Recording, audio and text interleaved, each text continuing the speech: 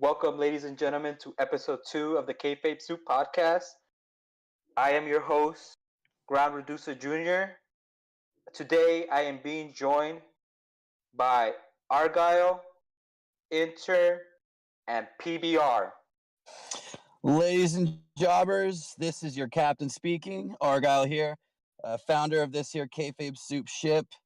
And like last week, I'm sitting comfortably in the executive chair of the Kayfabe Soup conference room.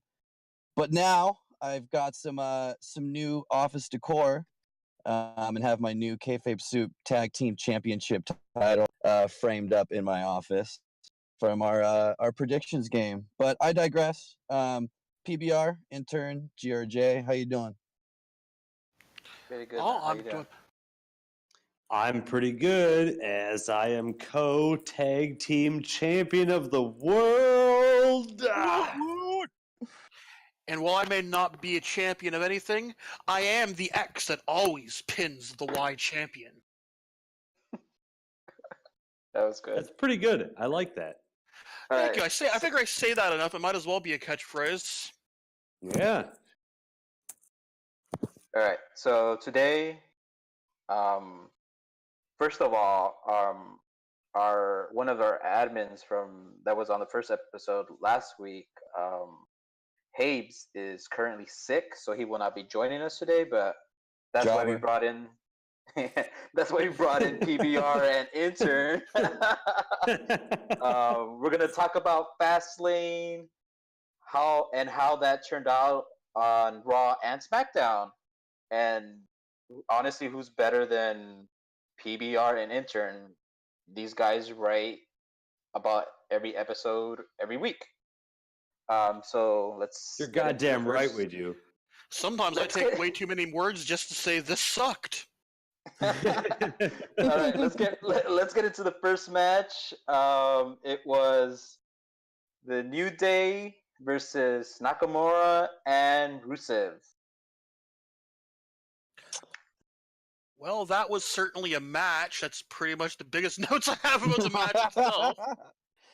Yeah, It was this a was my getting my snacks together match. So This was my read about it on the internet because I didn't get to watch the pay-per-view on its original airing and had to catch the repeat and therefore missed the pre-show match.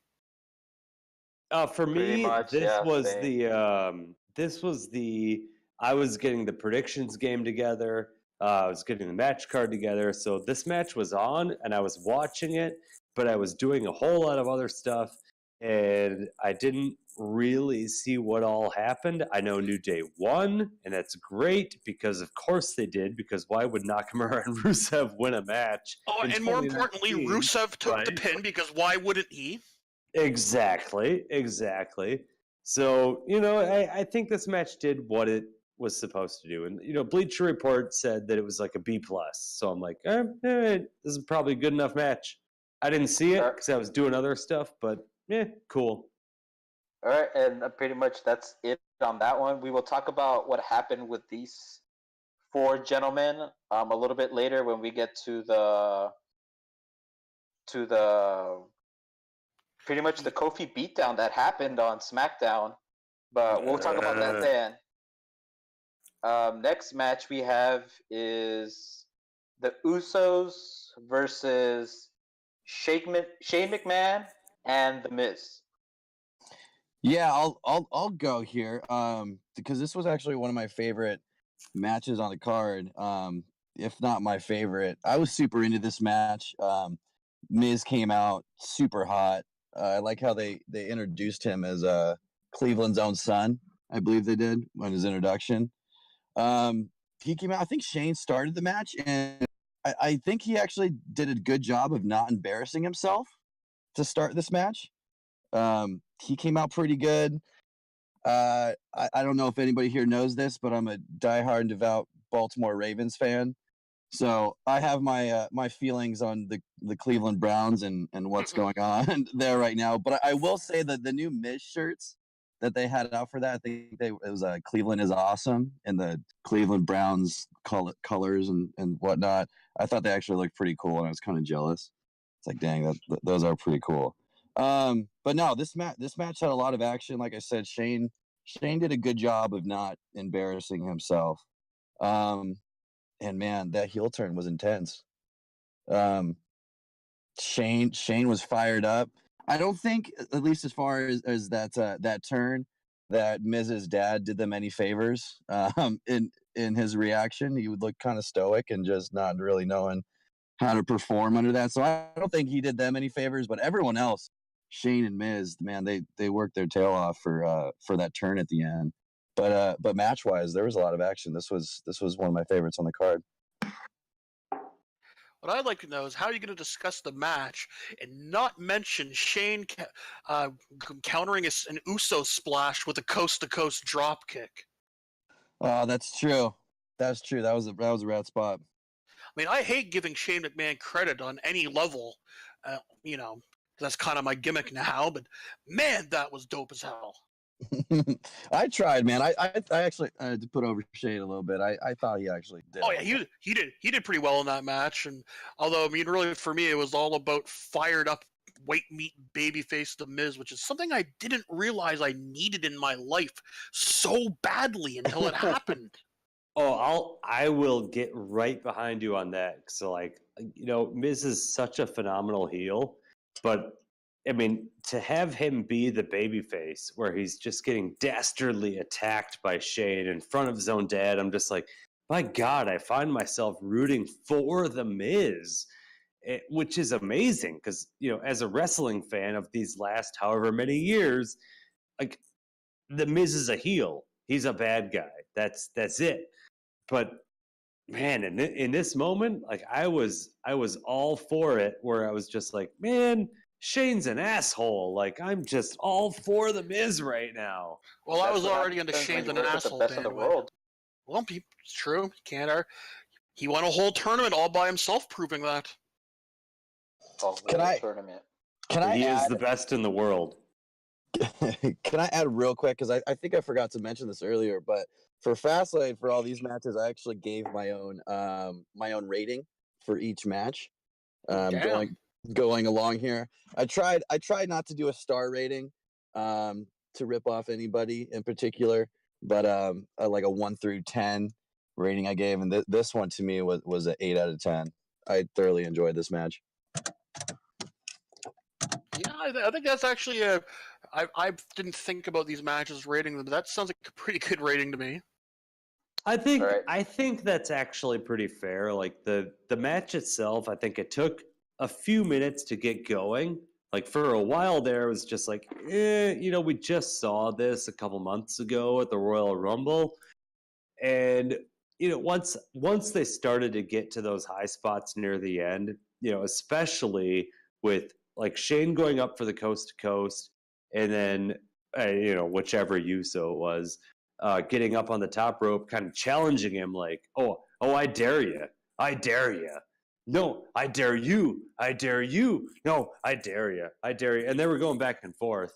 And then when they collided, like midair above the ring, I was just like, holy shit, that was an amazing moment. And in that moment when they both hit, and I'm just like, wow, what an awesome spot. I was just like, I don't even care who wins this match. I'm just already entertained just based on that one spot, which is pretty impressive. Because I assumed the Usos would retain, but I'm just like, man, that was a good spot. It was clever. Can I open up just a little side question here? Just thought of it now. But, like, I think since the Usos heel turn and the whole Usos gimmick penitentiary, these guys have really hit a stride that's been something pretty amazing that has definitely put them into one of the best tag teams in the world. Oh, for sure. I was just thinking about it. It's like, okay, so like really now let's think about where are they in terms of like best tag teams, not even just in WWE, but let's add Young Bucks in there. Like where are they? Like where do you guys have them now today? I think that the Usos are probably, and this is going to be a hot take, I think they might be the best tag team in the world. Now, Now, You're gonna before everybody ats me on Twitter, like follow me on this. or So- before Argyle rips you a new one because it's not Yeah, the revival.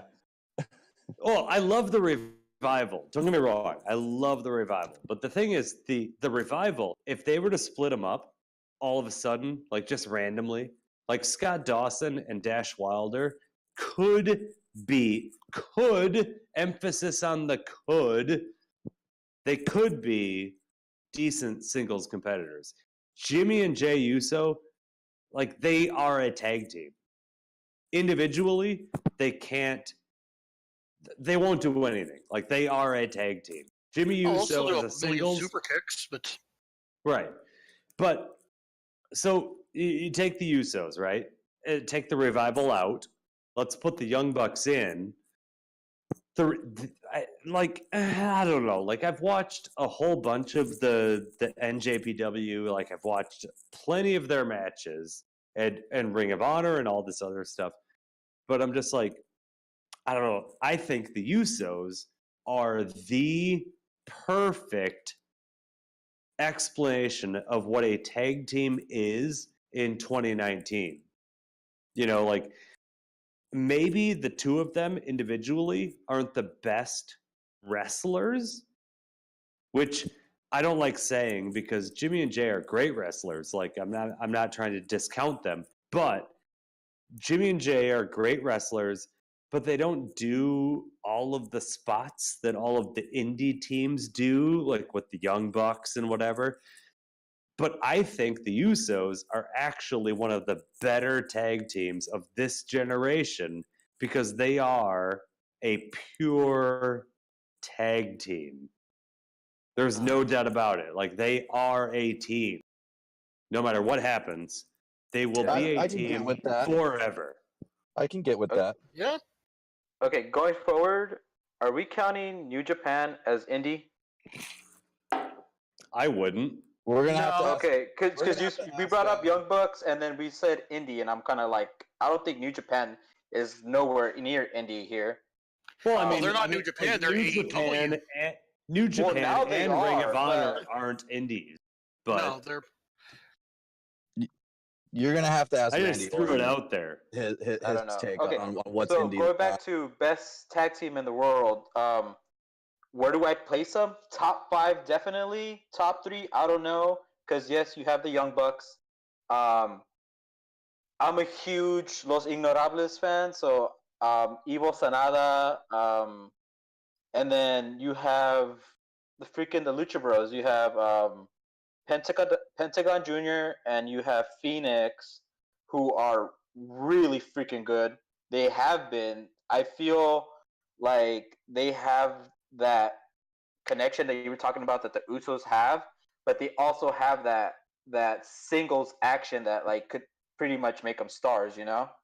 Right, like I feel like if Pentagon Jr. and Ray Phoenix went off on singles trajectories, like they could actually like win titles. Like they would be legitimate contenders. If Jimmy and Jay split off, they wouldn't. Jimmy Uso without Jay Uso is useless. Like he's not a viable contender for a title. I don't even. I would go on my way to say casual fans don't even know the difference between them. It's just Uso one and I Uso two. barely know the difference between them, Dude, and yeah. I review it on I a agree weekly with basis. I agree with Intern. I'm a hardcore fan. I run a fantasy league, and I'm trying to figure out which Uso scored the pin, and I'm just like, I don't know which Uso that was. I'm just Half the like, time I just break them down as oos and until I hear commentary mention which one is actually in the ring. Yeah, on the fantasy league that I run, I'm just like, you know what? I'm just gonna give Jimmy and Jay the credit for scoring the pinfall because I don't know which one's which, and commentary didn't tell me. So there fantasy league, you say? We should. Oh, we should fantasy league. Yeah, fantasy league. I say. I think. We'll get to that. I think when we get to the end of this episode, I might just have an announcement to make. Okay, so talked about the match. SmackDown. What happened with the Usos? They came out After the New Day beatdown. The Usos. Yeah, the Usos just cut a promo where they basically ran yeah, down it was a promo. all the teams they faced. Then they alluded to possibly wrestling the Hardy Brothers at WrestleMania with another pair of brothers like us, but they're nothing like us. Yeah, and then we had Shane started SmackDown, right? Yep, he started Yes. SmackDown by berating the crap out of poor Greg Hamilton. And it was glorious. It was great. I Greg thought it was good. Hamilton. Yeah. Anything else on the talk on SmackDown? No, I'm ready. I'm ready to move on. I'll take that. Move on to this Mandy Rose match. All right. So yeah, next one we have Asuka versus Mandy Rose. Oh, Mandy Rose. My okay, so I not really much of a solid match for me, but the highlight of it was when Mandy, she couldn't lift Asuka and basically just dropped her on her face. And Corey Graves just got up out of his seat. He's like, "That is raw power." That was my favorite and by far the highlight of this match. That's honestly that's all I got for it. I have a 4 out of 10 for Asuka and Mandy Rose, but definitely the highlight is that raw power that Mandy Rose showed. Yeah, about the biggest thing I got here is, have you ever heard the expression for when a wrestler loses, they slipped on a banana peel? This might the finish with Rose getting tripped up by the ring apron might be the closest thing we've seen to that literally happening. So stupid, so stupid. I almost thought that like her botch was intentional, that like called back the botch they had where I almost did. I'm like, no, that's not it. And hey, on the plus side, if you hated it the first time, at least they repeated the spot on SmackDown, but with the roles reversed. True. Only this time, with the intonation being that, oops, Rose did it accidentally, but not at all accidentally. 4 out of 10. 4 soups. 4 soups out of 10. Okay. Well, intern actually kind of just touched on what happened on SmackDown, huh?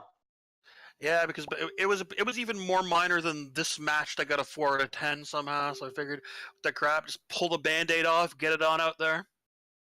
Yeah, like we talked about this in the chat that we have for FastLane.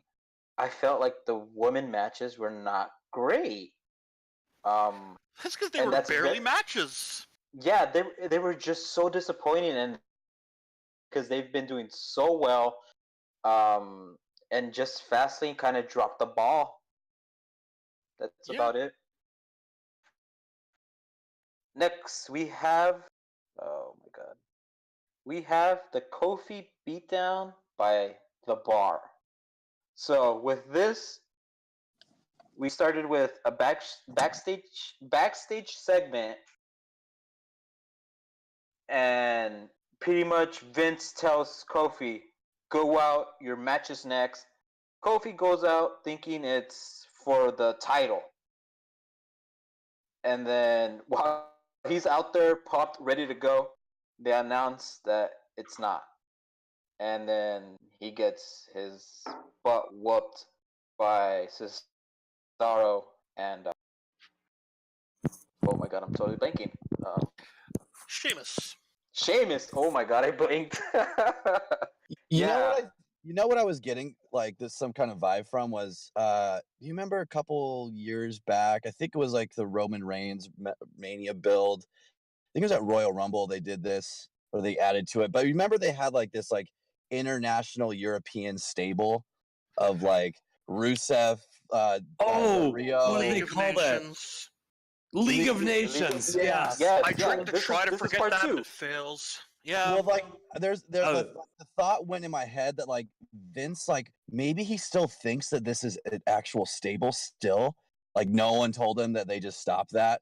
So anytime he needs like goons to go out, he's like, just get the Europeans out there, pal. and he just brings out the bar to go do the bidding. Like he actually. Alberto Del that's Rio looks a lot more Swiss right now. Damn it! That's pretty valid. You know, I do remember when League of Nations was a thing. Like, all right. So people on the Kayfabe Soup might not know this, but I'm a huge president's nerd. Like in real life, like I'm a American history buff. Like I love presidential trivia and all this. So when they introduced a stable and it was called League of Nations, I was just like, yes, this is perfect. And then it turned out to be like Alberto Del Rio. God, who was the other one? King Take a Pin. I mean Barrett. Oh yeah, Wade Barrett. You know, That's because right. Britain. But I was just like, oh my god, this is the worst use of an actual historical term I've ever heard in my If you life. think about it, though, the real League of Nations fizzled out completely. Wasn't this the faction just the perfect analog for what happened in real life? Kind of, right? You know, like who knew that in 2013 or 2014, like that faction would come back around, you know, without Wade Barrett, without Alberto Del Rio, but it's kind of the same idea. And now they're going against the black guys. Hey, you got to go against somebody. Yeah, exactly. Yeah. So this continued on to SmackDown, but with what was it, a 4-on-4 tag match? Yeah, it was the Hardys teaming up with Blackachet. Blackachet, yeah, and they went up. They were up against the new League of Nations, Which is and the then Bar, Nakamura, and Rusev. yes, sir. It's actually a pretty solid way of putting it. Like they didn't do it on TV, and I'm surprised they didn't. But it is the new League of Nations. They actually referred to them as something like the European Union. It wasn't, I don't know what the exact term it was, but they threw a term out there that I'm like, yeah, that's going to be a faction name if they keep working together. European Union. I like That's what Blackachet. Who came up with Blackachet? I know I I've think been using it for a while. Yeah, I think the internet did in general. The internet because, did. Like, I did my Raw reactions on was like, oh, Aleister Black and Ricochet are facing Chad Gable and Bobby Roode. Neither of them have a goofy team name, so I'm just gonna call them Black and Ruble. Now, I'll take all of the credit for Ruble because I made that one up. But Blackachet was one that I'd seen multiple times before. Like that was on the internet before. But I like Blackachet versus Ruble. I like Ruble, and I think they should stick with it. I wrote down team tattoos for Ricochet Black. No, that's great too. That's what I wrote in my notes. International Union. That's solid. what they referred to the foreign guys as. International Union. Wow. Yeah. I totally just remembered that and totally did not just open up my SmackDown review so I could read that. Nope. No, not at all. No, you that was all off the top of your head. Yep, like everything in life. Yep. You're a smart man. I try. So it was the 4-on-4 tag match, and then that ended in a no contest because actually, we should mention too. Besides the Kofi beatdown being the Bar just beating the crap out of Kofi in what was less a match and more a video game cutscene. When the New Day came out to try to save their partner, Nakamura and Rusev attacked them at the entrance, preventing that. Yes, they did. So the 8-man tag match wound up ending in a no contest when all three members of the New Day hit the ring and just started beating the crap out of the heels, despite the heels having the 4-on-3 advantage. Technically, they just took the International Union to the woodshed. That's right. All right, and that's about it, right? Yeah, pretty much. All right. Next match we have the Revival versus Bobby Roode and Chad Gable versus what'd you guys call them? Blackachet. And Blackachet. All right. Let me take this one first. All right. This match, was the best match on the show. Like I know we'll get to it. I love the Brian Owens, Ali match. Like that was a good match. This match was the best match on the show. And I'm going to tell you why. Because first of all 6 of the competitors in this match are phenomenal workers. Second of all, this match didn't suffer from any sort of like last minute, oh, actually, it's going to be this, or actually, it's going to be that. It was just, this match was what it set out to be. It was everything it advertised itself to be. And most importantly, it was short enough that it didn't overstay its welcome. Like, it was, everybody got their shit in. It was a good match. Everybody enjoyed it. Moving on to the next thing, like that, it did exactly what it was supposed to do for the purpose of the show. So you guys can debate this, but PBR here, this was the best match of the night. Period. Go ahead. Let me talk some sense into my code tag team champion here, because I had this match just right under the first tag team match. I had this as a 7 out of 10, and that's only because I think that physicality wise, in ring action, it kept up probably as well as the first tag team match, but just didn't have the story that the first one did, by building up the Miz, opening up the show with him to get the crowd hyped on him, to really put him over. Like I said, they got the new merch for him, and then you had the inevitable turn. I mean, in ring wise, it was pretty much there. I mean, there were spots there like Ricochet going over that corner at the end of the match, to take out Rude. That was phenomenal. It had its spots that were same as the first match, but it, like I said, it just didn't have that story that was being told, which in my opinion puts the first tag match just a little bit over this. But that's me. I feel like I'm somewhere in between you guys. I like. I didn't think it was my favorite match tonight. I put it my second favorite, above the Miz, Shane, Usos, but below the Daniel Bryan, Ali Owens match, which we'll get to. So yeah, I'm kind of a rock stuck between two plays. I thought some of the action was great. I will point out that in some ways, I thought the Ricochet jumping over the corner spot was kind of stupid. It was an awesome spot, but at the same time, he kind of sort of took himself out of the match. And if he hadn't have done that, they might not have lost. Well, that's why it's a suicide dive, right? I have to weigh in on that, because like that spot is, I mean, for one, it's one of the most unique spots we've seen in a long time, because not only did he jump over the turnbuckle and the post and the stairs to take out Rude, but on top of that, Chad Gable had the wherewithal to tag him on his way out, so that he could get into the match. That's true. And it set up the ending, because then Chad Gable got pinned. Oh yeah, I'm just saying from a kayfabe perspective, from a character perspective. I know. Stupid. But from a physical standpoint, I loved that spot. Yeah, no, from a physical standpoint, it's great, and again with Chad Gable tagging in, also great. But I'm with you on what you were saying right before that, where it was like, if he's going for this big spot, like, that kind of demonstrates I'm not really aware of what's going on in the ring.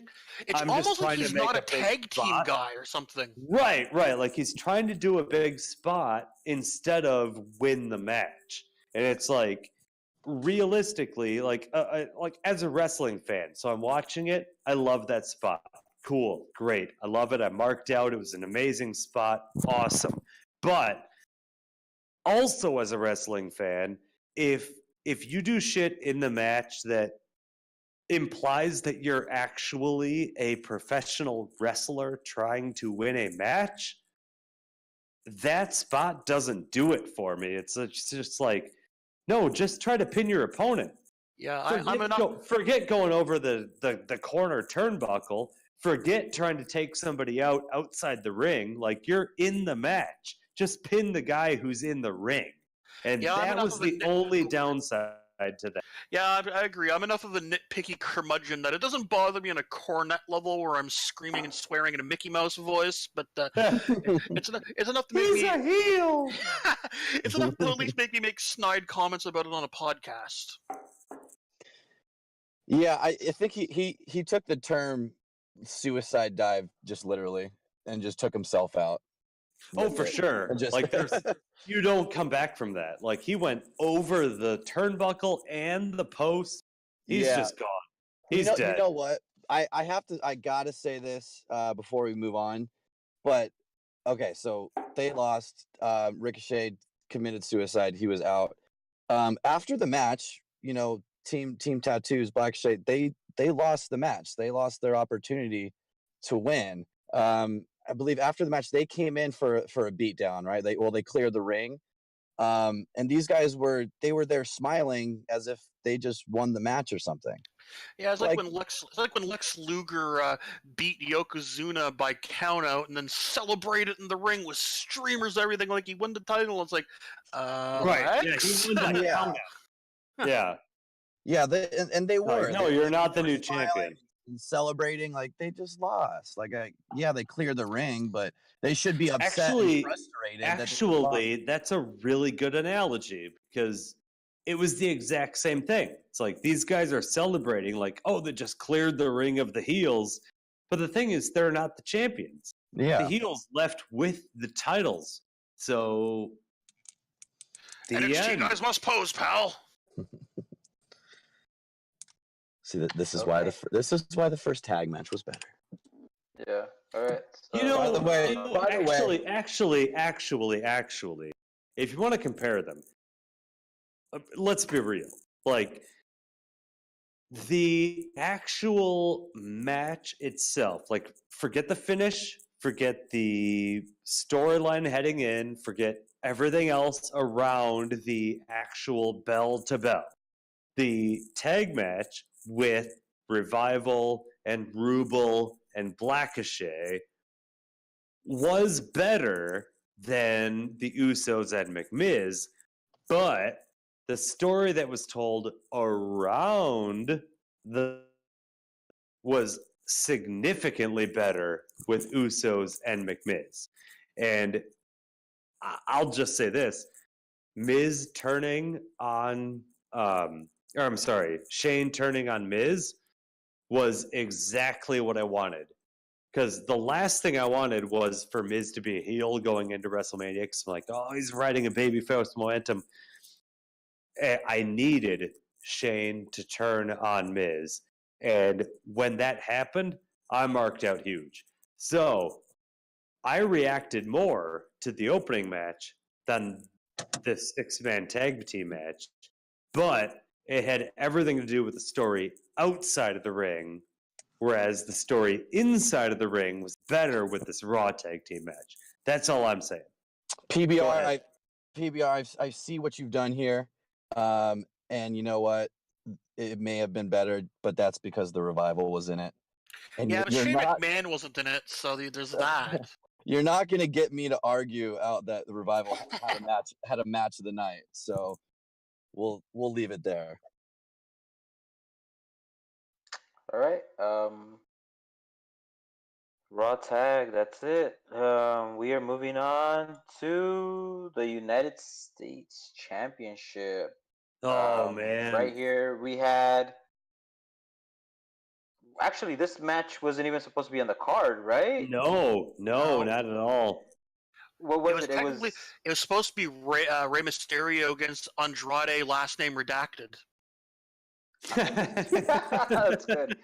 Yeah, on the pre-show, not for the Universal, or I'm sorry, Universal. Forget that. Not for the United States Championship. It was just supposed to be Rey Andrade on the pre-show. Just I don't know, for funsies. Yeah. And that went away, and it turned into a fatal four-way, a rematch from SmackDown the previous Tuesday. Go ahead. I don't even know what to say about this. I thought this was a great match from an action standpoint, but at the same time, I think I spent more time reading from Bret Hart's book for the 18th time because I've already seen this match less than a week ago, and just kind of washed out of the corner of my eye. I mean, to be fair, like the match 5 days ago was interrupted by commercial breaks. Yeah, that's true. Sometimes right at the beginning, in fact, probably. Probably. Because hashtag fire Kevin Dunn. I didn't have any complaints about this match, to be honest. I thought there's good action just even from the start. I popped for, I think Andrade used Eddie's Three Amigos. And the cocky Eddie taunt. On Ray, yeah. There was good spots there. Andrade, he had some kind of corkscrew to the outside. On Joe, that was immediately followed up by like a hurricane to the outside by Ray. I think the only thing this thing should have had is some more time. Give this thing 10, 15 more minutes, and this thing would have been great. Yeah, definitely. Yeah, so I had this one at 7 out of 10. Maybe that's just me, and I like this more than the next guy. But I liked it. I liked it a lot. I just had a hard time getting into it because, like I said, I'd already seen it before, pretty much. But there was some really good stuff there, and I've already given a lot of love to Truth in my actual reviews. But man, how much do you guys love Truth doing John Cena stuff out of nowhere? Oh, I love it. I love it. I love our Truth doing John Cena's moves. Yeah, the fact that he's getting that over is amazing. And the fact that he's able to keep up with workhorses like Joe, Andrade, and Ray and not look like he's falling behind. That's one of the things I was saying, because like a 4-man or like when there's more than 2 people, somebody kind of lags behind. But Truth has been keeping up perfectly. Obviously, Joe will always be Joe. Same thing with Rey Mysterio. And I honestly feel like Andrade is the freaking future for the Latino culture in wrestling. But yeah, freaking Truth keeping up, amazing. And I like those John Cena tributes that he does in the middle of the match, freaking hilarious. I love it. But yeah, and then this moves on to SmackDown, where they was Andrade and Joe versus Ray and Truth. Yeah, and we got another X-Pin the Y champion moment. I don't remember what happened actually. Ray wound up hitting both Joe and Andrade with a double 619. I had called it the 1238 myself in my review because that's 619 times 2. He went for the West Coast pop. Joe moved, but Andrade got hit, and then I don't remember what Ray did, but he got the flash pin on Joe, so therefore he's pinned the United States champion. SmackDown, or WWE's favorite championship storytelling. All right, so that's it for that. Next match, we have the Women's Tag Team Championship with the Boss and Hug Connection and Nia Jax and Tamina. I think I had a really good pee during this one. let me jump in just real quick, just because I just have, I don't know, this natural reaction whenever I see Tamina and Nia Jax now. It's like it's a body trigger that I just reach for my remote, and I can't help it. I need to fast forward through any segment involving these two. But what I do remember is so watching Tamina and Nia Jax, I got this like flashback to Viscera and Midian. As a tag team, that they're like the Viscera Midian of this women's division. And I couldn't unsee it going forward. And I don't think I'll ever be able to unsee that. But no, I'm not a fan. These two work is just clanky. It was rough. That's to put it lightly. Like I honestly, I think if you go back, I would probably say and make a strong bet that there was probably more botched moves and spots than there was actually successfully performed maneuvers from those two in this match. That sounds entirely fair and probably accurate. Okay. We're gonna move on from that one. Well, we had the Beth Phoenix moment too, Yeah.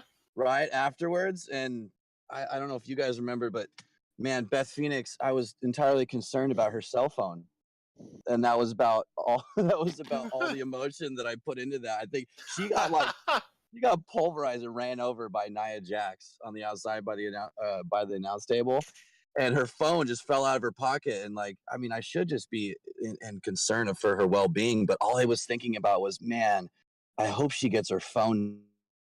Hope her phone is okay. So that match to me was entirely summarized by Beth Phoenix's cell phone and the whereabouts of it, and I hope she did get it back. All right. Moving on. This is the triple threat between Daniel Bryan, Kevin Owens, and inserted last second Mustafa Ali, who originally supposedly was supposed to be Kofi, but we already know how that turned out. I'd actually argue that this was a fatal four-way. That at first it was actually Daniel Bryan versus Mustafa Ali versus Kevin Owens versus the audience that was just crapping all over it every chance they got. That's true. I have a little mixed feelings on that, or maybe a little different. But yeah, like poor Mustafa Ali. this guy comes out to what we want Kofi chance. Mustafa Ali. It looked like he actually like snuck into Naomi's gym bag, I guess is his gimmick. Going in now, feeling the glow. He looked like a futuristic Mortal Kombat character. Is my take on Mustafa Ali right now. But yeah, he came out to We Want Kofi chants. I honestly I didn't think it's actually as bad as the crowd turning on maybe like Roman's run when the crowd was kind of pushing back on that, because I mean this is the story that they want. They want crowd to want Kofi, so I don't Yeah, know. no, exactly. This wasn't completely hijacking or booing to the point where you couldn't hear anything or think. Yeah, and we are on the road to KO Mania 4, by the way. I had to add that. And Yeah, Ollie had some cool spots. That what was it? He had an apron spot that was really cool. It was like a 450 to the apron. Yeah. Yeah, and then I think he followed that up like a spinning DDT off like the top rope to the outside. So he got his stuff in. He looked good. And he managed to largely turn the crowd around by the end of that match as well. Yeah, I was gonna ask, do you guys think like this is the match they had planned, or like was it one of those things where like man, this crowd is like not having this? Hard to tell. From what I saw, I was reading an interview with Mustafa Ali earlier today, actually, and apparently he was only told about that match about an hour before the show started. So I doubt they had much planned in general for that. I did not know that. Holy crap! I don't know, but yeah, we have they were Owens using that stunner now, I guess, as his finisher. But like Stone Cold Steiner. Yeah, I'm glad he actually got his powerbomb in there. Who did he powerbomb? He powerbombed Ali to the apron, his apron powerbomb spot. He got that one in. I'm glad he got that because I missed the pop-up powerbomb. And those apron spots always look nasty when he does the apron powerbomb on anyone. Yeah. Yeah, that was really good. I enjoy this match. I had this 8 out of 10. Did this continue on? Yeah, they wound up having instead of a fatal four-way, they wound up having a tag match against each other. That's right. Rowan partnering up with Daniel Bryan, and surprise, Rowan possibly putting the best in-ring work I've seen from him thus far. He looked like a beast. He was actually working really well. I kind of hope we see more of this from Big Red going forward. Yeah. 7-foot riddler. Exactly, with all those awesome metal T-shirts that has become a running gag in my where I have to try to identify them. let's move on from that. Right here we have Charlotte Charlotte Flair versus Becky Lynch, um, which was ended by Ronda Rousey. Yeah. Yeah, Yeah. that's. I don't know if I have much more than that. Like I mean, this match. we had Becky Lynch hopping around on one fucking. Oh, sorry. We had Becky Lynch hopping around on one leg. Like, I get you trying to sell storyline, but at this point, what are you doing? Just end it. It was annoying. I honestly wish Ronda came out a lot earlier than she did. Yeah. Well, she had to follow the script because wrestling's fake. So, ooh, wait a minute. Hey. Yeah, this match it went as expected. Charlotte dominated the match. Becky took some advantages when she could, which was telling. I think I said this on last week's podcast. So they had a SmackDown, in the SmackDown episode before FastLane, the Go Home show, where I think Charlotte was beating her with the crutch and stuff, and then she somehow found her way into a disarmer. Like, I knew that was going to be the story, that at any moment that Becky could take advantage somehow, and she could find that. But no, it did its job. Becky got her win, and it went according to plan, how we kind of thought it was going to. Yeah. I thought Ronda was going to do a lot more, though. I mean, with her recent heel turn and for just going crazy and berserker on everyone, I thought she'd just take out everyone. But yeah, that one punch just seemed kind of anticlimactic to me, honestly. Yeah. But I guess she had to get back down to that ramp so she could do her disco dance point at the WrestleMania, son. Mm-hmm. Okay. Where's PBR? Yeah, I'm here. PBR, there you are. Has it been a while? Have we mentioned that we're tag team champions in a while? We are tag team champions.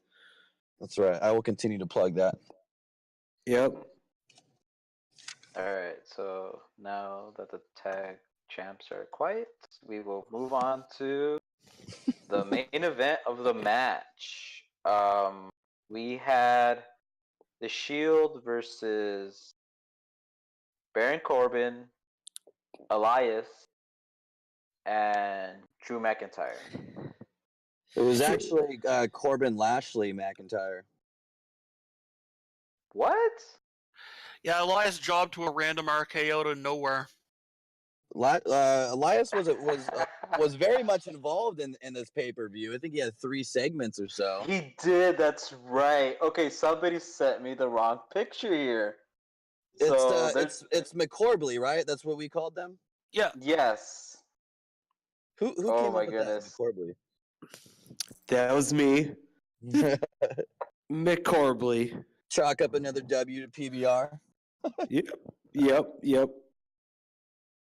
Yeah, this match, it automatically got a negative or -1 point in my rating just because Leo Rush wasn't involved. He's injured. Yeah, but he didn't even come out with Lashley. Like, he wasn't part of anything. So, automatically in the entrances, I was like, this is a negative. You need Rush. There. Most talented person. Yeah. I'll put over Rush any chance I get. I think he's the most entertaining and talented person on Raw. Yeah, pretty much. As for the match itself, at least in my estimation, the best way I could put it is it's kind of like going to see an old band like the Rolling Stones or Kiss. You show up, they're not going to perform much of anything new. They're just going to hit all their greatest hits, and you know what? That's all you really want out of it. That's how I felt about the Shield's performance that night. It was just all their greatest hits, and I smiled through every single one of them. Yeah, that's a good take on it. I agree. I agree. I was watching. I was actually okay. I was most impressed with Bobby Lashley.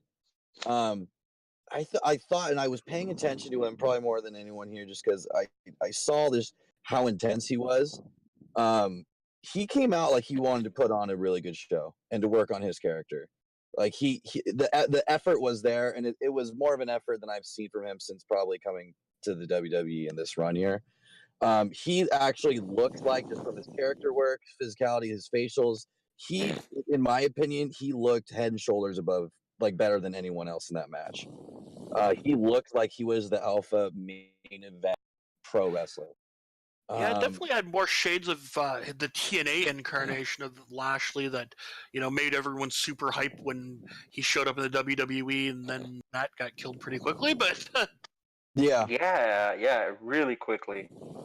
I liked how much time they gave Corbin. I think when the action spilled to the outside, Corbin got a lot of time in with Roman, and he looked pretty good. Like, I think Corbin's really coming around to being really solid in the ring. I liked how much time they gave him, but I had to say here too, because they brought this up here for Corbin. They do every time. But they always mention Corbin's background, right? With his striking background. How he's got gold gloves. Like, why isn't that used more and like incorporated in his moveset? Like he has power punches. They always, like, the commentators always put over Undertaker, and he's the best pure striker in the game or whatever for Undertaker. Like, you put over this guy as like he's got gold gloves. Like, why isn't it in his moveset more that those, I don't know, they do more damage? That people got to sell more for this guy when he's striking. I guess it's hard to take him serious as any kind of threat as a striker. Well, threat in general, and he still dresses like a waiter, even though he's not general man. Yeah, what is that? That bugs so much. Like, why is he still dressed? I assume he's working in Olive Garden's server gimmick now. I was just gonna say Olive Garden. That's where you gotta get. That's where he's gotta go there to meet Virgil. Get him some meat sauce. He's coming out with the cracked pepper and the cheese. He's just feeding us our unlimited salad and breadsticks. Yeah, I like this match. I gave it an 8 out of 10. That's where I was at here. Yeah, that sounds pretty good to me. Okay, so right here we had. Well, first of all, let's talk about the Shield. Seth Rollins, WrestleMania, Brock Lesnar. Dean Ambrose, is he still leaving? What's going on? What do you guys think? Given that he still keeps doing the job, I really hope he's leaving for his sake. I'm gonna say no. However, like that, he had that, was it the Falls Count Anywhere match on Raw, right? With him and McIntyre. That was the main event. I kind of enjoyed it. And man, that last Claymore kick, where he was kind of hung up on the rail that was on the stage, that looked nasty. Like at first, I thought McIntyre he just kind of got the rail, because the rail broke and pushed him over. I'm like, oh, that's still a cool spot. You put the camera behind Ambrose, and it's still a cool looking spot. But man, when they hit that replay, that Claymore kick just got him square in the temple. that was a nasty kick.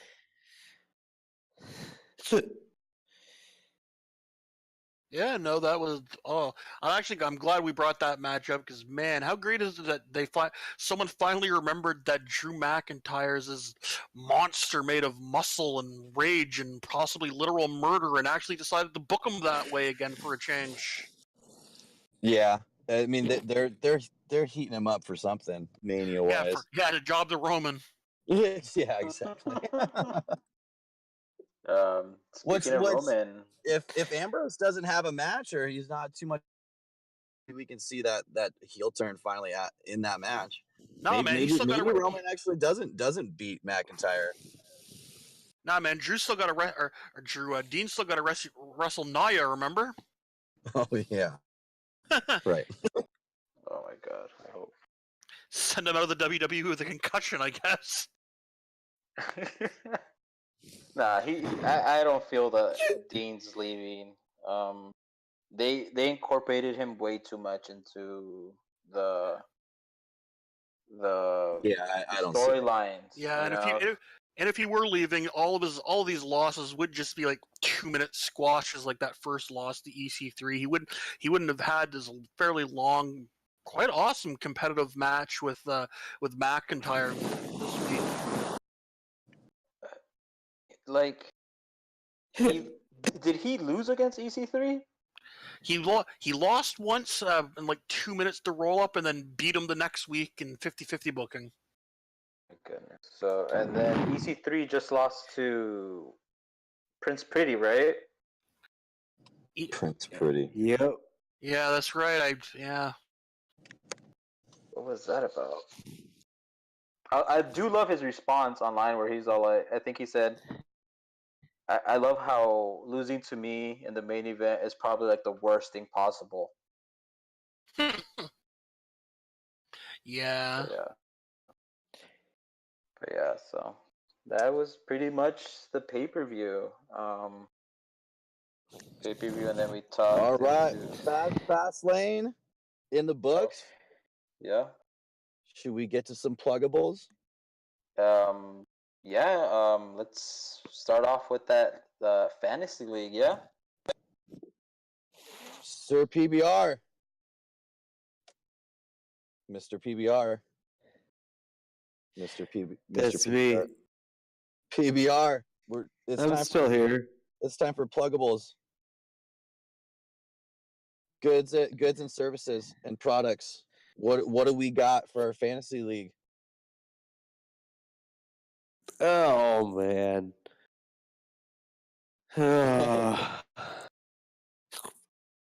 Is it announcement time? Maybe we'll hold off on that one. Yeah. I think There's so much shit going on. I can't name a team. Oh, So many things are going on. all right. So we've got that going on. Intern, what's going on Patreon? Let's get to that. Yeah, for subscribers of any tier, every week except for the weekend of pay-per-views, because I'm lazy and want to give myself a weekend off occasionally. You've got my vintage intern, the Monday Night War reviews, where every week I look at an episode of Raw and Nitro from that same week, or if it's a pay-per-view, I look at the pay-per-view, I review it. If it's WCW especially, I mock the crap out of it, although WWF at that, and where I'm covering early 99, is supremely mockable as well, I must add.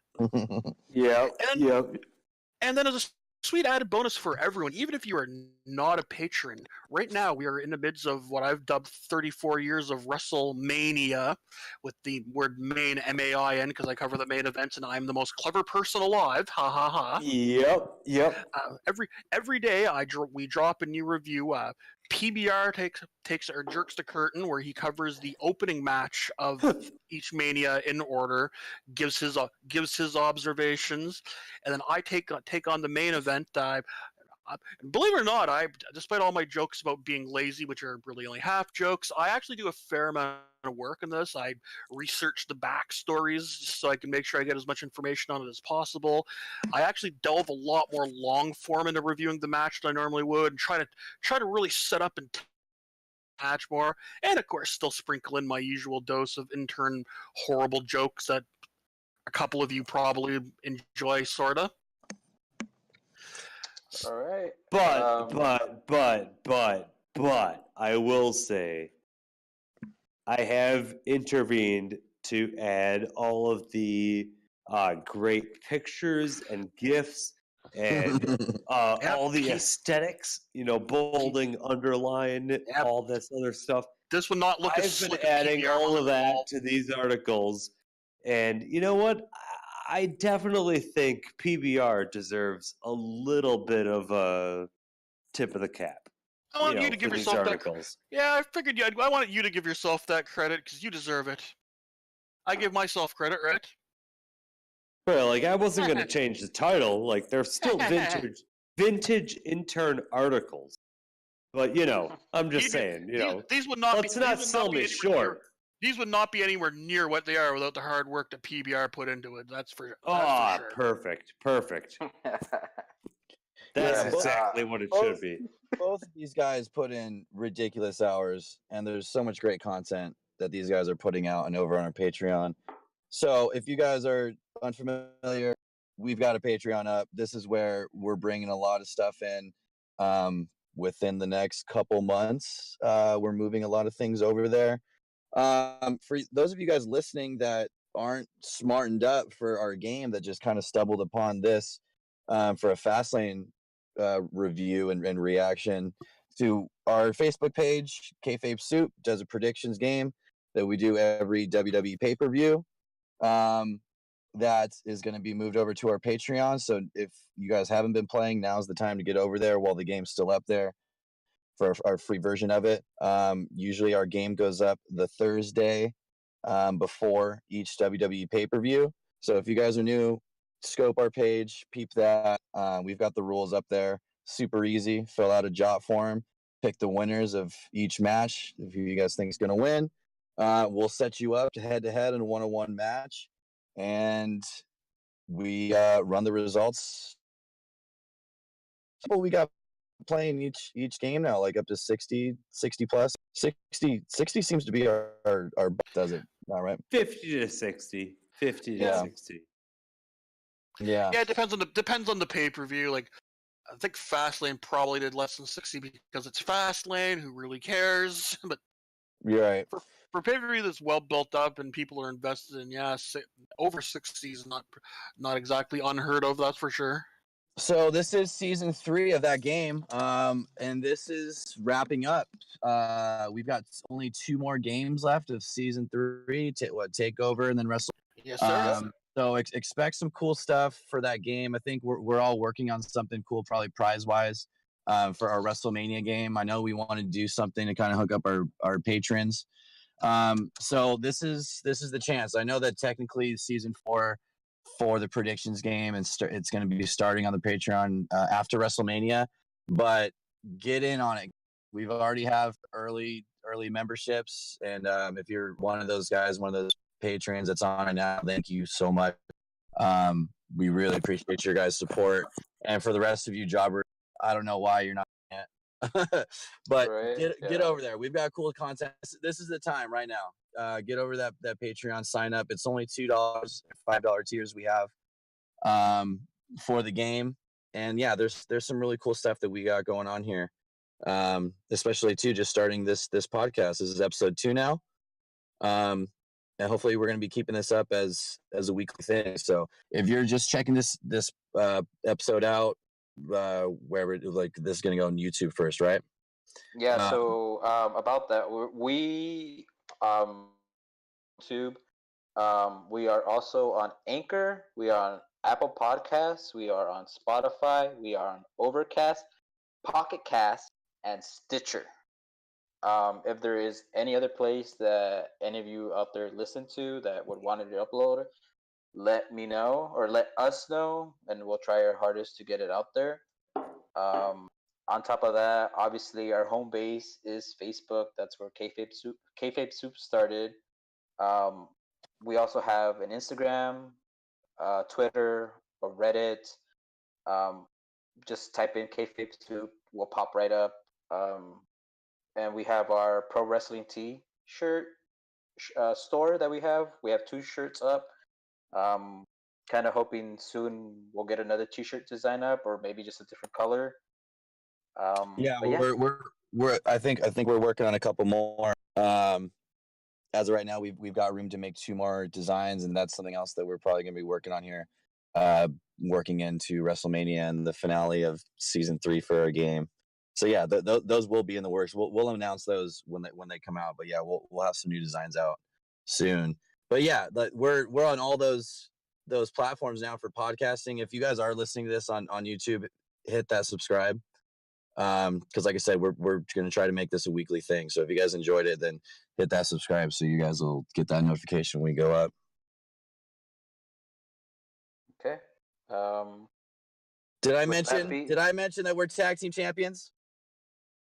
We are the tag team champions. With that being said, this was episode 2 podcast. Thank you, everybody, and we are out. Everybody say goodbye. Out. Bye. Bye. Bye.